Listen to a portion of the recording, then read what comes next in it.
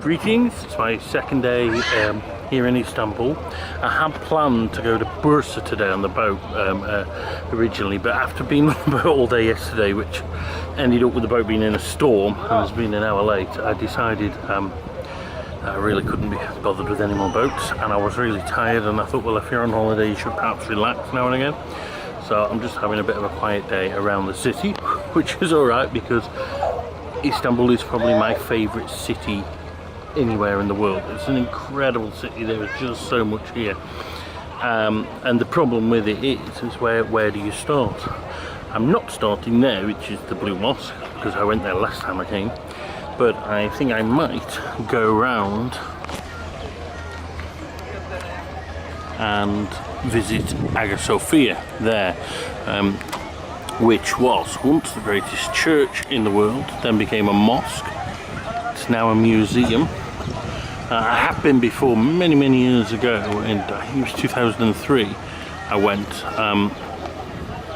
when I first visited Turkey, and actually I was very kindly given a free guided tour by, I think it was a neighbour of the uncle of a Bulgarian friend of mine. So that was nice, but I'll be honest, I've learned a lot more about Byzantium since then. The problem with that is you felt you were being like shepherded around and stuff, and I think, well, it might be nice to have a bit of time just to kind of see it at my own pace. That's my idea. Yesterday was an incredible day. I did get to the monastery in the end after a really tough walk, but it was beautiful. It really was beautiful, and it all felt very Greek. It was strange. Perhaps shouldn't be, considering the history. On the way back there was a storm which was quite frightening. They cleared the whole deck off because of this storm, and so we were an hour late getting back, and because we were an hour late getting back, then I almost missed my show, which was to see the Dervish, which is something I'd always wanted to do. I managed to get there. That was also beautiful. It was far less commercial than I thought it would be, so that was great. But anyway, it's now on to Haghia Sophia.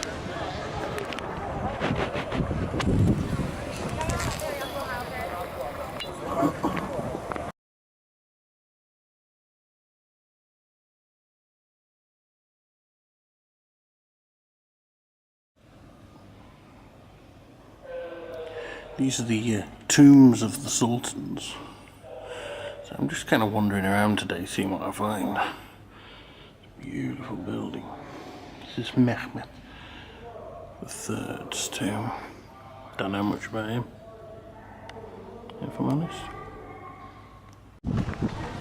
This is the courtyard for the tombs of the sultans, right next to Haghia Sophia. There's one of the tombs there. What impresses me is the sheer size of the church. It's unbelievably big, even today. And for some reason it reminds me a little of the Holy Sepulchre in Jerusalem.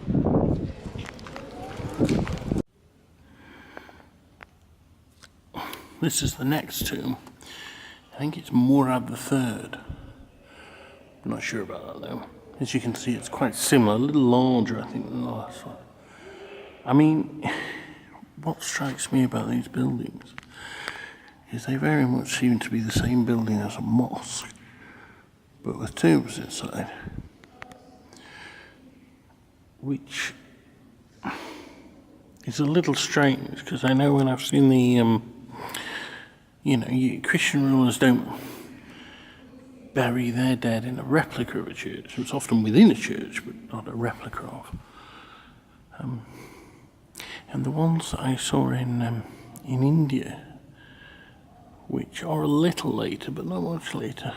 They're much grander, of course, the Taj Mahal being the most famous. But I don't think they try and ape mosques so obviously. I told a lie last time. That one wasn't Murad III, this one is. Again, very similar. I mean, there are some similarities in terms of the architecture with the Mughal tombs in India. Which I suppose is all about the Silk Road, isn't it? It was that great passage of ideas, east to west and west to east. It's not the same, but you can see that they're part of the same family. Brilliant.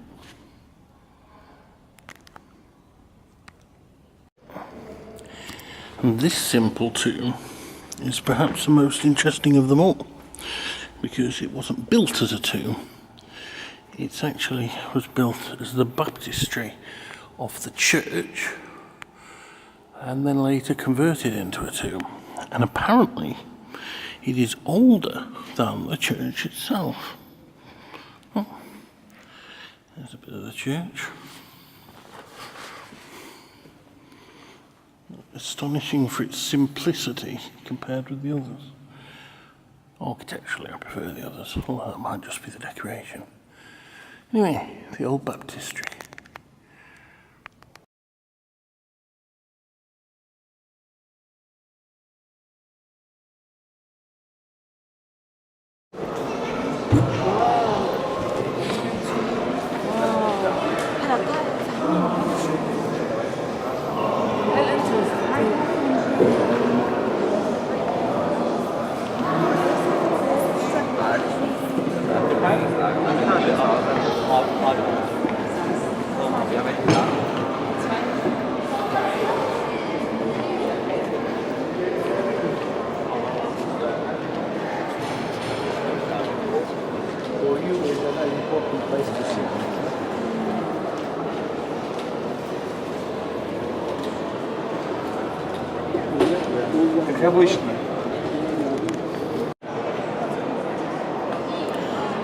Solomon, I have surpassed thee.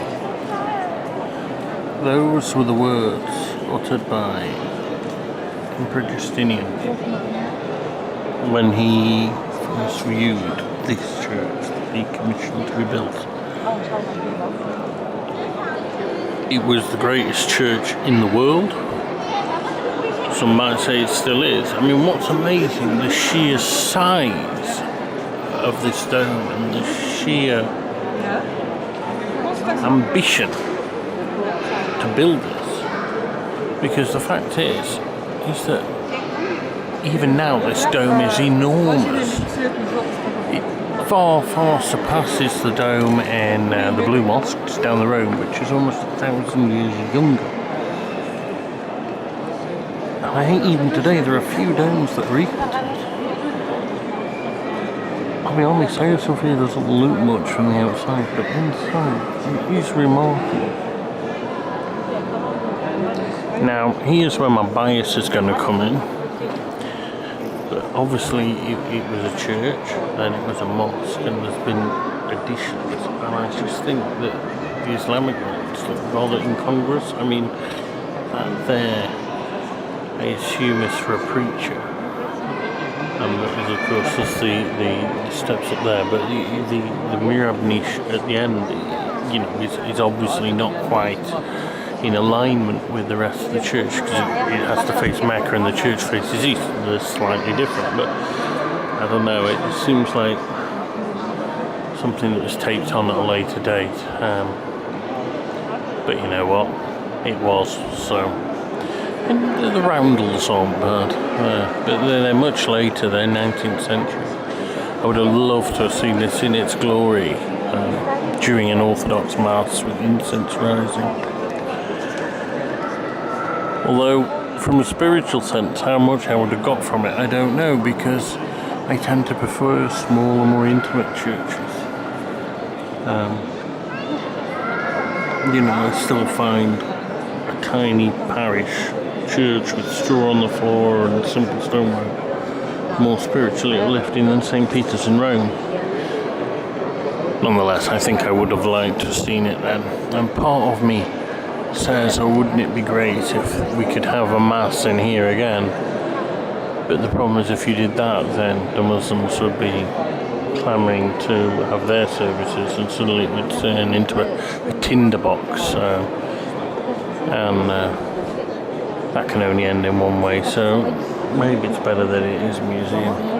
And it is nice, they've respected both traditions.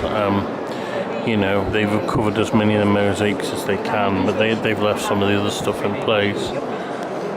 Even so, part of me still says, strip it away. Let's see the original.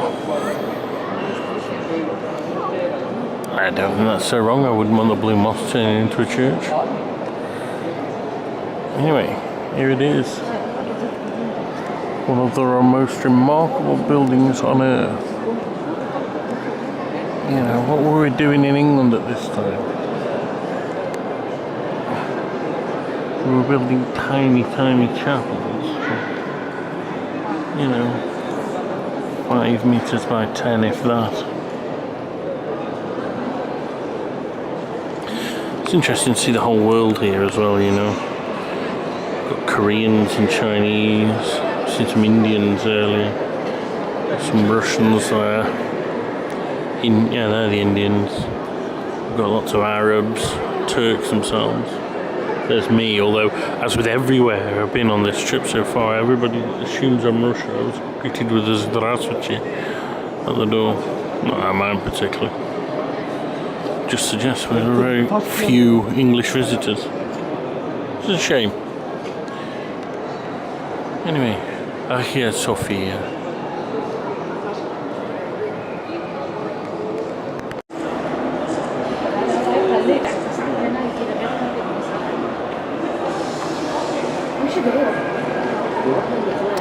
I'm up in the Ladies Gallery at the moment. This was built for the Empress of Byzantium, because back in those days women could not join men in the church. It's a bit ironic really, because I think that's one of the criticisms that's levelled today at Muslims, is that sexual segregation. And yet one might say that it was a rather bad idea that they got off Christianity, and then Christianity forgot it ever had that idea. I say a bad idea because that is the automatic assumption that it's not very good. On a personal level, I suppose it would be rather less distracting if there were no women in church, particularly young, attractive ones, which is the whole point of it. But then that is coming at things from a male perspective. That's what they tended to do in the old days. So yes, I do think it's a bad idea, despite it having that benefit of helping to focus my mind towards God. Anyway, this is the gallery.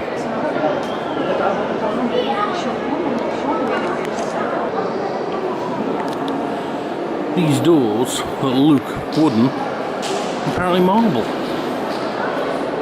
I don't know why they would build them out of marble, but they are. That's pretty cool. A bugger to open though.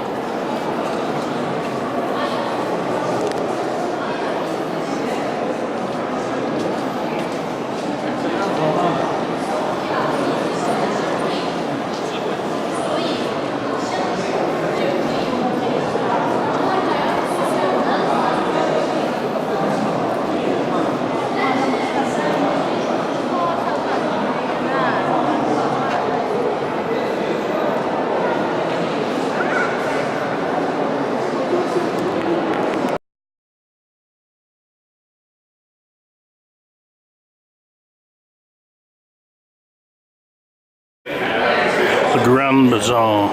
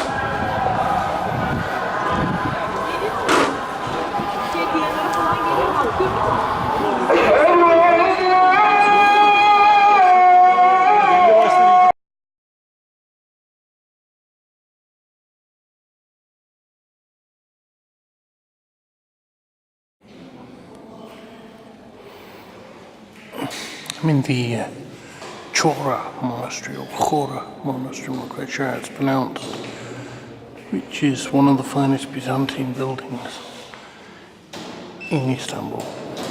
Absolutely remarkable place. I personally much prefer this to Haghia Sophia. It's far more intimate, more humble. It's also strikingly beautiful. These paintings are fantastic, but the highlight are the mosaics. I'll show you those in a sec.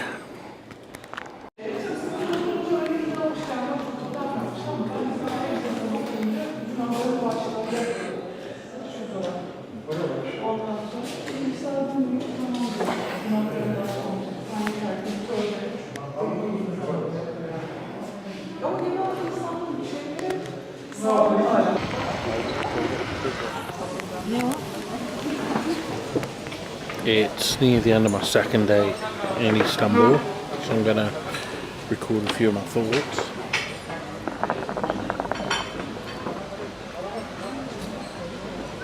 Again, every time I visit this city, there's never a shortage of things to do. What I tried to do today was explore something of the Byzantine history of the place. I was very interested in Byzantium. I got very interested in it when I was living in Vietnam. A friend of mine, Theo, gave me 3 volumes by John Julius Norwich to read, A History of Byzantium. It was fascinating. It's one of the best works of non-fiction that I've ever read. Complete history of the empire. And also, it's always been scholarly very good. It was really funny. I remember how often we seemed to get the noses cut off. So yeah, anyway, I revisited Haghia Sophia this morning, and then I went to the Chora monastery, which is just over there. It's under restoration at the moment, so I couldn't see everything. I couldn't go into the main part of the church, but the bits that you can go into are unbelievable in terms of the quality of the mosaics. And I'm just relaxing now with the shisha pipe after seeing that. There's layer upon layer of history here, and yet it's also a real living city. Quite ironically, I think we're in quite a religious district at the moment, a Muslim religious district. And yet we have this amazing piece of Christian heritage right in the middle, although to be fair, for a while it was a mosque, hence the minaret.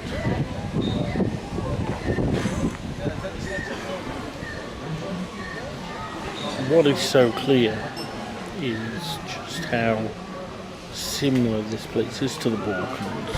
I mean, the architecture is obviously the same, all part of the Ottoman Empire, but the lifestyle as well.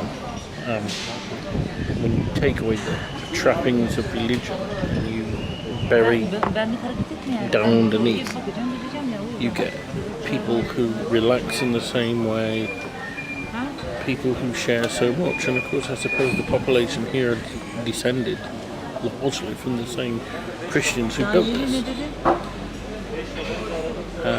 That's quite interesting in the respect that I'm going to go to the DPRK next, which is a very, very strange and alien country, and yet when I was there last time I found the Koreans very similar to the Japanese, and then you strip away the external trappings of very different political systems and you get very similar people underneath. I often like to smoke a shisha pipe when I'm in Turkey. It's the ultimate way to relax, and it is a nice change from alcohol, although after a while I feel a bit sick on it. But it's just so nice just to sit in this beautiful, it's not even a garden, it's shady cafe, relaxing, watching the world go by. I'm going to try and go to a hammam next. seen one up the road that's an old Ottoman hammam, so I'm going to see what that's like. I do love this city. There's so much to see. I feel even now, after my third visit, I'm just scraping the surface. And the only other city I've been where I think there's so much is perhaps Rome. I've only been there once. Unbelievable. I'm glad I've had this little sojourn here. I've got another day tomorrow. Don't know what I'm going to do, but I will find something, and that's what one can always do here.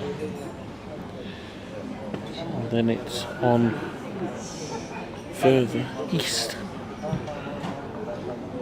I wish I was going by land, but you know, I don't have the time, so it's an aeroplane. From the, I don't even know if this is the Middle East or the Near East. I'd call it the Near East, to the Far East.